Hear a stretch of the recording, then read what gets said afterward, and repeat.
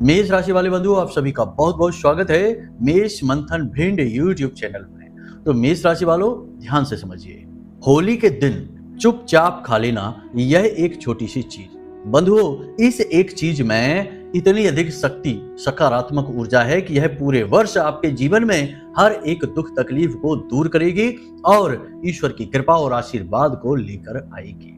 बंधुओं, इस एक चीज को होली के दिन खाने का विशेष महत्व है।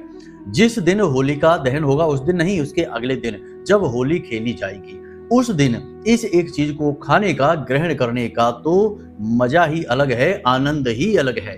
क्योंकि एक तो इस एक चीज में ईश्वर की शुद्ध सकारात्मक ऊर्जा, स्वयं नारायण श्री हरि विष्णु का वास और माता लक्ष्मी का इस एक चीज पर पूर्ण प्रभाव माना जाता है।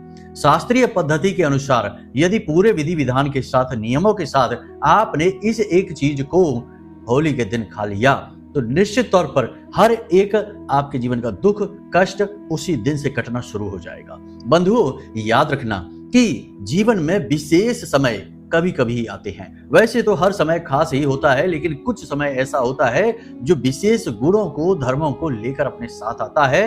होली का दिन वैसा ही दिन है। इस दिन संपूर्ण दिव्य शक्तियां इस संसार में अवतरित होती हैं और सभी दिव्य शक्तियां होली के इस महान पर्व का आनंद लेना चाहती हैं। इसीलिए तो जगह जगह की होली अत्यंत मशहूर है। सबसे ज्यादा मशहूर ब्रज की होली है। चलिए बंधुओं, आपको हम बताएंगे इस एक चीज के विषय में, लेकिन उससे ज्यादा कहीं महत्वपूर्ण है आपको यह भी जानना कि इसका नियम क्या है, इसका प्रयोग का, संस्कार का नियम क्या है। क्योंकि बिना नियम और संस्कारों के यदि आप किसी अच्छी से अच्छी चीज को भी प्रयोग कर लेंगे तो उसका फल आपको प्राप्त नहीं होगा। जी हाँ बंधुओं, लेकिन इसी के साथ साथ हम आपको आज एक ऐसी विशेष महासामग्री बनाने के विषय में भी बताएंगे जिसे आपको एक विशेष नियम के साथ बनाना है। और होलिका दहन में, होलिका जब दहन होगी, सामूहिक होलिका दहन, उसमें उसे डाल देना है, भस्म कर देना है। और आप तुरंत जैसे ही आप इस चीज को, इस सामग्री को होलिका में भस्म करेंगे, अर्पित करेंगे, उसी समय से आपको तुरंत इसका प्रभाव महसूस होगा। क्योंकि बंधुओं ध्यान से समझिए, इस संसार में ऐसा कोई व्यक्ति है ही नहीं जो कि नकारात्मक ऊर्जाओं की चपेट में ना हो। इसका प्रमाण यह है कि आपने देखा होगा कि आप खुद से, अपने आप से देखिए, आप एक भले इंसान हैं, अच्छे कार्यों में आपकी रुचि रहती है और आप हमेशा दूसरों का भला करना चाहते हैं। फिर भी कभी ना कभी अचानक से ऐसा हो जाता है कि आपके मुख से ऐसे कड़वे शब्द निकल जाते हैं जिससे कोई दुखी हो जाता है। आपके हाथों कोई ऐसा कार्य हो जाता है जिससे किसी की हानि हो जाती है, थोड़ी बहुत ही सही, लेकिन आप फिर बाद में सोचने पर मजबूर हो जाते हैं कि आखिर आपने ऐसा कैसे कर दिया। आपके तो यह स्वभाव के विपरीत है। आप तो ऐसा किसी का सोच भी नहीं सकते कि किसी की दुख हो, किसी को हानि पहुंचे, किसी को कष्ट पहुंचे, लेकिन फिर भी अचानक से आपके हाथों ऐसा हो जाता है। कभी कभी आप खुद ही नकारात्मक ऊर्जा की चपेट में आकर कुछ गलत कार्य कर बैठते हैं, जैसे कि कभी कभी व्यसन आदि में पड़ जाना, किसी के खिलाफ उल्टा सीधा कुछ कह सुन देना, तमाम तरीके की बातें होती हैं। नकारात्मक चीजें तो आप जानते ही हैं, लेकिन एक बात बहुत विशेष है और वह यह है कि आप बाद में यह सोचते जरूर हैं कि आखिर आपने ऐसा क्यों कह दिया, ऐसा क्यों कर दिया, ऐसा आपको करना नहीं था। पछतावा होता है आपको। अब यह जो पछतावा है यह आपका सच्चा पछतावा है, क्योंकि आपका सच्चा स्वभाव ही यही है कि आप किसी की हानि नहीं करना चाहते, लेकिन अनजाने में या फिर अचानक से ऐसा कुछ हो जाता है। क्यों होता है? क्योंकि उस विशेष क्षण में, उस विशेष काल में नकारात्मक ऊर्जा अति प्रबल है और आप उसकी चपेट में यदि आ जाएंगे तो आप भी कुछ ऐसा कर बैठेंगे कि आपको ही आश्चर्य होगा कि आपने ऐसा कैसे कर लिया। जी हाँ बंधुओं, कभी कभी ऐसा होता है कि बहुत अच्छी तरह से वाहन चलाने वाले व्यक्ति अचानक से वाहन इतना तेज चलाएंगे और इतना उल्टा सीधा चलाने लगेंगे कि दुर्घटना के शिकार हो जाएंगे। छोटी मोटी दुर्घटना सही, बाद में सोचेंगे कि हम तो कभी गलत वाहन चलाते नहीं थे, लेकिन अचानक पता नहीं क्या हो गया और हमने ऐसी गाड़ी चलाई कि दुर्घटना ही हो गई। तो ये सारी चीजें, यानी अचानक से कुछ हो जाना, क्या है? नकारात्मक ऊर्जा। अब जो अच्छे लोग हैं, जिनकी आत्मा शुद्ध है, मन पवित्र है और जो सत्य पर चलना चाहते हैं, प्रेम से रहते हैं, वे कभी कभी इसकी चपेट में आते हैं। लेकिन कुछ ऐसे धूर्त हैं इस संसार में जो इस नकारात्मक ऊर्जा की चपेट में आजीवन रहते हैं। तो आप देखते हैं कि कुछ लोग ऐसे होते हैं समाज में, आपके आसपास भी होंगे, जो हमेशा दूसरों की बुराइयां करते पाए जाते हैं। दूसरों की खुशियों से उन्हें तकलीफ होती है और जब दूसरा दुखी होता है तो उन्हें आनंद की प्राप्ति होती है। ये वही लोग हैं जो आजीवन नकारात्मक ऊर्जा की चपेट में रहते हैं। इनका उद्धार हो पाना बहुत मुश्किल है।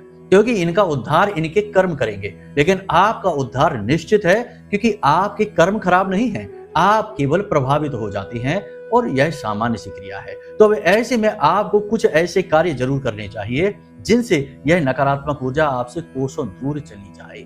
तो बस उसी एक क्रिया के विषय में हम आपको बताएंगे।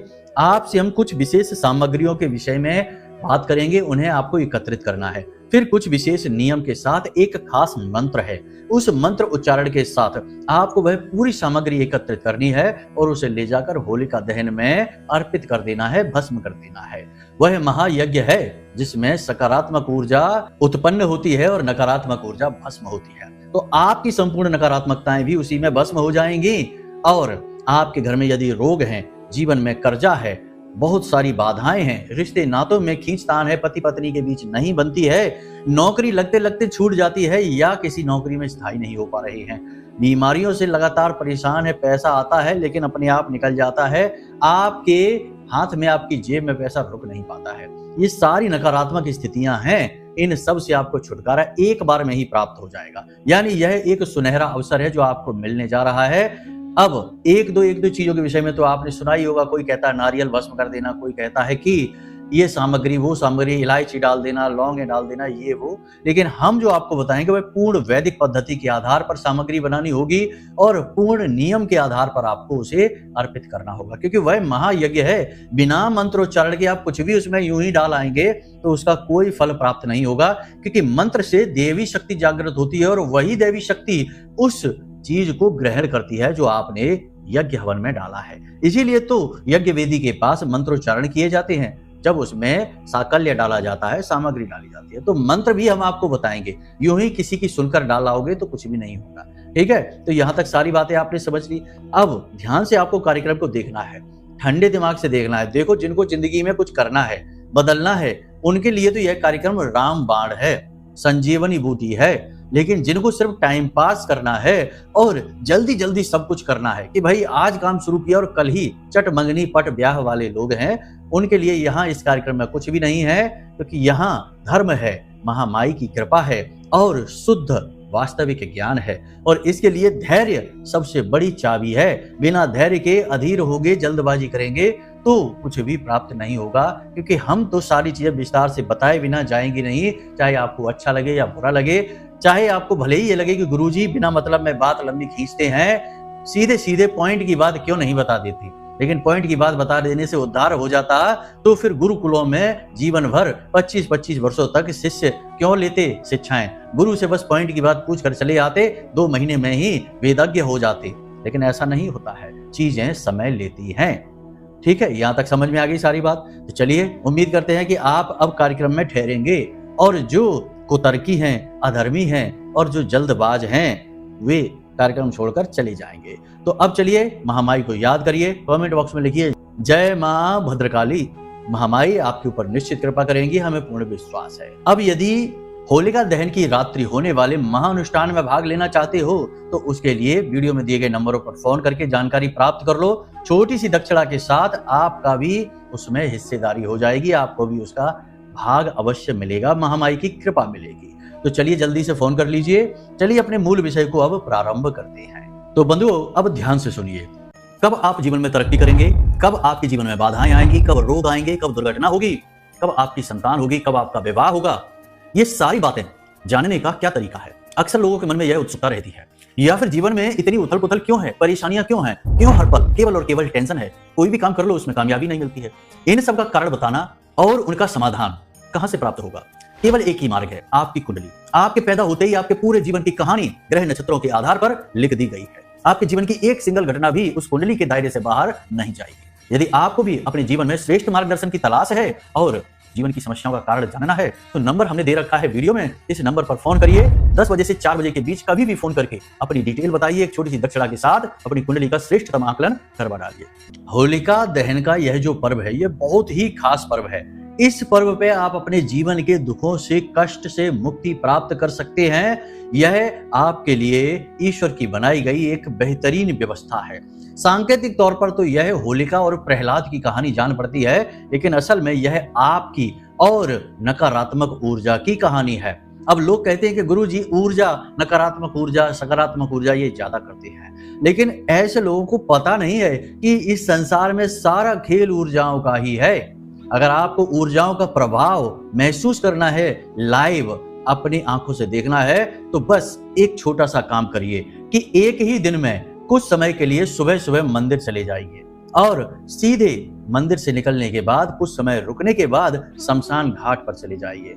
आपका चित्त कैसे बदलता है, आपको परिवर्तन कैसे महसूस होता है। शमशान घाट की ऊर्जाएं अलग तरीके से आपको प्रभावित करने लगेंगी और मंदिर की ऊर्जाएं अलग तरीके से। तो यानी कहने का मतलब यह है कि ऊर्जा प्रभावित तो करती ही है और हमारे आसपास ऊर्जाओं का समंदर बह रहा है, हमें पता नहीं चलता, क्योंकि हमारी इंद्रियां सीमित मात्रा में ही सूचनाओं को एकत्रित कर सकती हैं।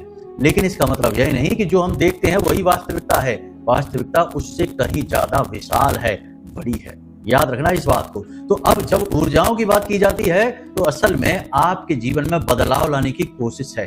अब हर बात का खंडन कर देने से यदि आप विजेता बन जाएंगे, सुखी हो जाएंगे तो कर लीजिए, कोई बुराई नहीं है। लेकिन आप ऐसे सुखी नहीं होंगे, सुखी होंगे जब आप क्रियाएं करेंगे, कार्य करेंगे। तो अब यहाँ पर महत्वपूर्ण बात यह है कि होली की दिन यानी कि रात्रि में क्रिया होगी और दिन में आपको यह एक सामग्री खानी है। क्या सामग्री है और कैसे यह सामग्री आपको प्रभावित करेगी, कैसे आपके दुख दूर होंगे, यह बहुत महत्वपूर्ण विषय है। लेकिन इससे पहले हम आपको बता दें, क्योंकि रात्रि में होलिका दहन होगा, 11:30 बजे के आसपास होलिका दहन का मुहूर्त बन रहा है। तो होलिका दहन में आपको कुछ सामग्री अर्पित करनी होगी। ये सामग्री क्या है जरा ध्यान से समझ लेना और उसके बाद हम आपको उस एक चीज के विषय में बताएं, क्योंकि अगले दिन आपको उस चीज को खाना है। तो रात्रि में ही उस चीज को बनाकर तैयार करके विधि विधान से आपको रखना होगा, फिर उसे खाएंगे तो उसका प्रभाव बहुत अधिक रहेगा। तो पहले इस सामग्री को जान लेते हैं। बंधुओं देखिए, ऐसा तो इस संसार में कोई है ही नहीं जिसके जीवन में दुख तकलीफ ना हो, कष्ट ना हो। आपके जीवन में जो भी कष्ट हैं, जो भी परेशानियां हैं, बस उन परेशानियों पर फोकस करिए, ध्यान से समझिए। किसी के व्यक्ति के जीवन में पैसे की समस्या है, पैसा आता नहीं है। किसी के में पैसा आता है तो रुकता नहीं। किसी के घर में बीमारी है, किसी की पति पत्नी में नहीं बनती है और किसी का कर्जा बहुत बढ़ गया है। तो जो आज के समय में आपकी मूल बड़ी समस्या है, बस उसके बारे में विचार करिए। फिर इस सामग्री को एकत्रित करिए। कब एकत्रित करेंगे? 13 मार्च को, जब होलिका दहन रात्रि में होगा।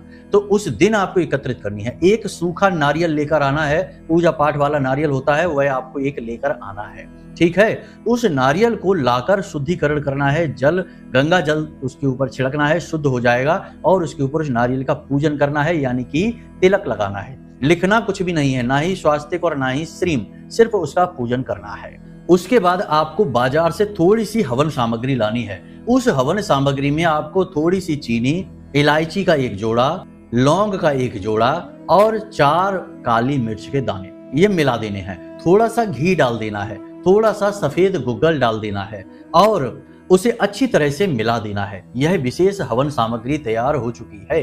अब इस संपूर्ण हवन सामग्री को और उस नारियल को एक साथ रख लेना है। अब रात्रि के समय, यानी यह सामग्री आपने लाकर और रख ली तैयार करके अपने पूजा घर में। अब जब इसे आप यज्ञ में यानी कि होलिका में दहन के समय पर इसे लेकर जाएंगे घर से बाहर, उससे पहले इसे आपको अपने पूरे घर में लेकर घूमना है। और क्या करना है कि घर के जितने भी सदस्य हैं, जिनके जीवन से आप दुख दूर करना चाहते हैं, जिनसे आप बहुत प्रेम करते हैं, उन सभी सदस्यों के पास इसे लेकर जाना है और इसका स्पर्श कराना है। यानी थाली में आप इस सामग्री को रखेंगे, थाली का ऐसे ऊपर से स्पर्श कराना है। और स्पर्श जब लोग इसका करेंगे, उस समय आपको मन में यह कामना करनी है कि हे प्रभु, हमारे परिवार के हर एक सदस्य की नकारात्मकता, हमारे परिवार की नकारात्मकता सब भस्म हो जाए इस सामग्री के माध्यम से। इस तरह सबके हाथों से यह स्पर्श करानी है। यह बहुत ही वैदिक और बहुत ही शक्तिशाली पद्धति है बंधुओं, इसे करके देखना, फिर बात करते हैं। अब इस पूरी सामग्री को आप अपने साथ लेकर जाएंगे और होलिका दहन जहां हो रहा होगा वहां पर जाकर इस सामग्री को होलिका में समर्पित करेंगे। जैसे ही समर्पित करेंगे उस समय आपको कम से कम 11 बार इस मंत्र का उच्चारण करना है। तो मंत्र आपके मोबाइल की स्क्रीन पर आपको दिखाई दे रहा है। मंत्र कुछ इस प्रकार है: ओम उग्रम वीरम महाविष्णुम ज्वलंतम सर्वतोमुखम नरसिंहम भीषणम भद्रम मृत्युम नमाम्यहम। मंत्र एक बार फिर से सुन लीजिए। ओम उग्रम वीरम महाविष्णुम ज्वलंतम सर्वतोमुखम नरसिंहम भीषणम भद्रम मृत्युम नमाम्यहम। इस मंत्र का उच्चारण आपको कम से कम 11 बार करनी है। यह भगवान नारायण का नरसिंह रूप का मंत्र है। याद रखना कि जो प्रहलाद हैं उनके जीवन में भगवान नरसिंह की ही कृपा आई थी, और इस जो होलिका दहन का कार्यक्रम है इसमें भगवान नरसिंह का ही किरदार सबसे महत्वपूर्ण है।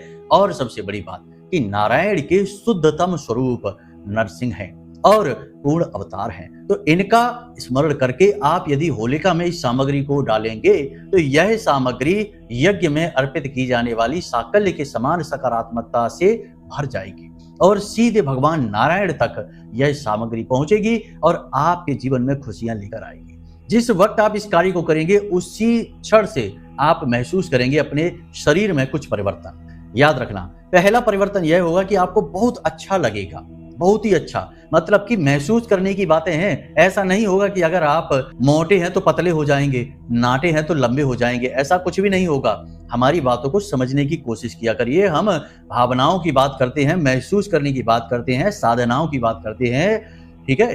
तो यहाँ पर आपको महसूस क्या होगा? आपको बहुत अच्छा महसूस होगा, अंदर से खुशी का एहसास होगा, हल्कापन महसूस होगा, सिर पर कोई बोझ सा रखा रहता था वह दूर होता महसूस होगा, और जो अनजाना डर भय चिंता सताती थी वह कुछ समय के लिए आपसे तुरंत दूर हो जाएगी। ऐसा इसलिए होगा कि आपके ऊपर जो भी नकारात्मक ऊर्जा थी वह उसी क्षण जलकर भस्म हो जाएगी।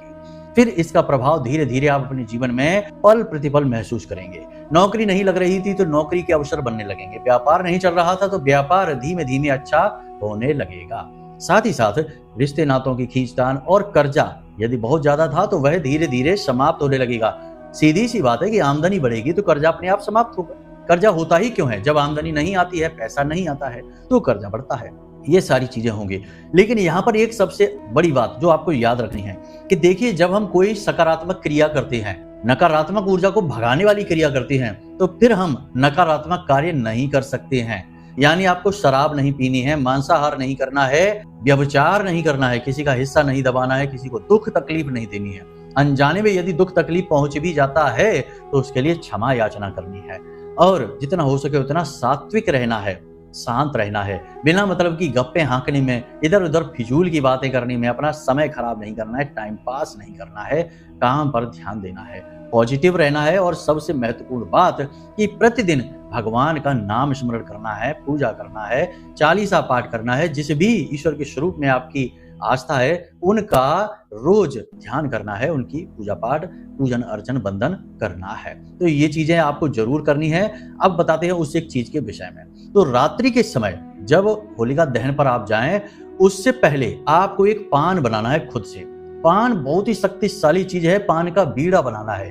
पान का बीड़ा हर एक देवी देवता को अर्पित किया जाता है, लेकिन यह पान का बीड़ा माता लक्ष्मी और नारायण को अति प्रिय है, अत्यंत प्रिय है। हनुमान जी को चढ़ता है, दुर्गे माँ को चढ़ता है, सभी देवी देवताओं को चढ़ता है, लेकिन भगवान नारायण का यह बहुत अधिक प्रिय है। तो आपको एक पान का बीड़ा बनाना है, बाजार से बना हुआ लेकर नहीं आना है, खुद बनाना है, और मीठा पान का बीड़ा बनाना है। तंबाकू मत डाल देना उसमें, क्योंकि बहुत से तंबाकू के शौकीन होते हैं तो कहते हैं पूजा पाठ वाला जो पान बनता होता है उसमें भी कह देते हैं हमारे लिए थोड़ी तंबाकू डाल देना, कम डाल देना लेकिन डाल देना। ये नहीं करना है, ये गलत कार्य है। पूजा पाठ धर्म कर्म कभी व्यसन नहीं सिखाता। नहीं तो पता चला कि हम तो पूजा का पान खाते खाते तंबाकू वाला पान खाना सीख गए गुरुजी। अब क्या करें, आपने ही कहा था कि पान खाना है और हमने पान खाना शुरू कर दिया। अब हमको इसकी लत लग गई क्योंकि हम इसमें तंबाकू डालते थे। तो गुरुजी ये नहीं कहते कि आप नशा करना सीख जाइए, व्यसन करना सीख जाइए, कुछ भी नहीं। हम कहते हैं कि साधारण पान बनाना है, मीठा पान जिसमें कि दैवीय सामग्रियां होंगी, थोड़ी सी मिश्री डालेंगे, ठीक है, थोड़ा सा उसमें आप गुलकंद डाल सकते हैं, बाजार से ला सकते हैं, शुद्धता होनी चाहिए उसमें, ठीक है। दूसरा कि उसमें आप इलायची, एक इलायची रखेंगे, 2 लौंगे रखेंगे, थोड़ा सा चूना, थोड़ा सा कत्था और थोड़ी सी सौंफ उसमें अवश्य रखेंगे, और उसका बीड़ा बनाकर और उसे लौंग से दबाकर पूजा घर में भगवान नारायण और श्री हरि विष्णु के चरणों में रख देंगे। कागज में लपेट कर भी रख सकते हैं, सफेद रंग के कागज में लपेट कर उसे रख दें। प्लेट पर रखें, एक प्लेट लें पीतल की, उसके ऊपर लाल रंग का कपड़ा बिछाएं और उस कपड़े के ऊपर बड़े ही प्रेम के साथ, आदर के साथ नारायण, श्री हरि विष्णु और माता लक्ष्मी को समर्पित करिएगा। यह उनके चरणों में रखा रहेगा रात भर के लिए। अगले दिन सुबह जब आप सोकर जागे तो स्नान आदि करने के बाद पूजा घर में जाइए, दीपक जलाइए, भगवान की पूजा आराधना करिए, हाथ जोड़कर उनसे निवेदन करिए कि हे प्रभु, हमारे जीवन में जो भी कष्ट हैं, दुख हैं, तकलीफ हैं, आप तो सब जानते हैं, आपसे क्या छिपा है। बस इस दास की आपसे यही विनती है, निवेदन है कि अब हमारी सहन शक्ति बहुत हो गई, अब हमसे सहन नहीं होता, तो हमारी ये दुख अब आप दूर करिए। बाकी आप जाने आपकी माया, अगर आपको ठीक लगता है तो देते रहिए, कोई बात नहीं, हम इसे सहेंगे, आपका आशीर्वाद और कृपा और प्रसाद मानकर। इस तरह निवेदन करिए। देखिए, भगवान से कुछ भी मांगिए मत, भगवान के सामने हमेशा कुछ ना कुछ मांगने के लिए खड़े मत हो जाइए। भगवान से प्रेम करिए, भगवान के सामने भाव अर्पित करिए, भगवान के सामने रोइए। दुख बहुत है, कोई बात नहीं, इधर उधर न रोइए।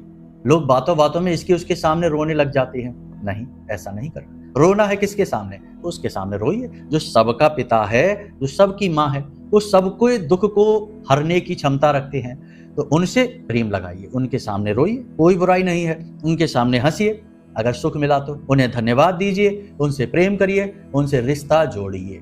और आप देखिए कि जब आप ऐसा करेंगे तो भगवान हर पल आपके साथ आ जाएंगे, आपके सामने खड़े होंगे, आपकी सेवा करेंगे। हाँ, भक्त की सेवा करते हैं भगवान। देखिए, अर्जुन के लिए क्या किया, भगवान ने सारथी बन गए, उनका अर्जुन का रथ चलाया, है कि नहीं, द्वारकाधीश ने। तो आप समझिए, ये बातें बहुत गहरी भाव की हैं। अब यहाँ ये नहीं होता कि गुरुजी जल्दी बताइए, हमारा काम हो जाएगा, जल्दी बताइए, हम करोड़पति बन जाए, जल्दी बताइए हमारा काम। अरे ऐसे नहीं होता भाई, ऐसे नहीं होता। सब करना आपको ही है, आपका भाव ईश्वरी कृपा को आकर्षित करेगा। और ये चीजें अगर मान लो कि ड्रामे के लिए आपने इधर डाल दी, उधर डाल दी, और कुछ मन में भाव नहीं है, मन से खाली हैं, हल्के हैं, थोथे हैं, और चीजें कर रहे हैं ये वो इधर उधर, तो कुछ नहीं होगा। हम पहले ही आपको कह देते कुछ नहीं होगा। हमारे कार्यक्रम भी देखना बंद कर दीजिए, क्योंकि हम बात करते हैं मूलभूत ईश्वर से जुड़ने की, भाव की, प्रेम की। तो वो अगर है तो ठीक है, और नहीं है तो कोई बात नहीं, जाइए टाइम पास करिए। भगवान के दरबार में जगह नहीं है आपके लिए। तो यहां तक समझ में आ गई। अब सुबह उस प्रसाद को, उस बीड़ा को उठा लीजिए और उसे प्रसाद के रूप में ग्रहण कर लीजिए। स्वयं ग्रहण करना है, उसे बांटना नहीं है, किसी को देना नहीं है। आपकी इच्छा, आपकी मनोकामना पूर्ति के लिए वह है। नारायण का पूर्ण आशीर्वाद आपको प्राप्त होगा। जी हाँ बंधुओं, हम लिख कर देते हैं कि यदि आपने भाव विभोर होकर निवेदन कर दिया तो भगवान आपकी इच्छा, आपकी मनोकामना पूर्ण करेंगे, आपके हर दुख को दूर करेंगे। उस गज ने, जिसने कभी भगवान का नाम ना लिया, जब ग्राह ने उसका पैर पकड़ा और उसे तालाब में अंदर खींचा, तो उसने भी जब करुण पुकार से भगवान को पुकारा तो नारायण दौड़े चले आए। तो फिर कैसे?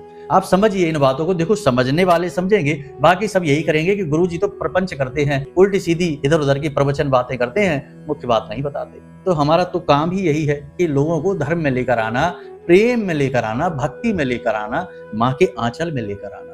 बाकी आना ना आना आपके ऊपर है, आपकी मर्जी है। तो बस ये उपाय आप कर लेना, भाव बनाकर रखना, कृपा करके निवेदन है, वरना उपाय काम नहीं करेगा। खाली ड्रामेबाजी से उपाय काम नहीं करते। ड्रामेबाजी से दुनिया के लोग खुश होते हैं, भगवान नहीं खुश हो सकते। वो हमारे आपके अंदर बैठे हैं, सब देख रहे हैं। और जब आप ड्रामा करते हैं तो मुस्कुराते हैं भगवान, कहते हैं कि वाह क्या बात है। और जब आप रोते हैं दिल से तो रोते हैं भगवान कि ओहो, अब नहीं होगा इसका दुख दूर। बंधुओं, ये बहुत गहरी बातें हैं। हमारे तो आंसू ही छलक आते जब हम ये बातें सोचते हैं, क्योंकि हमारा तो माई से बहुत गहरा भाव जुड़ा हुआ है। तो ठीक है बंधुओं, उम्मीद करते हैं कि यहाँ तक सारी बातें आपको समझ में आ गई होंगी।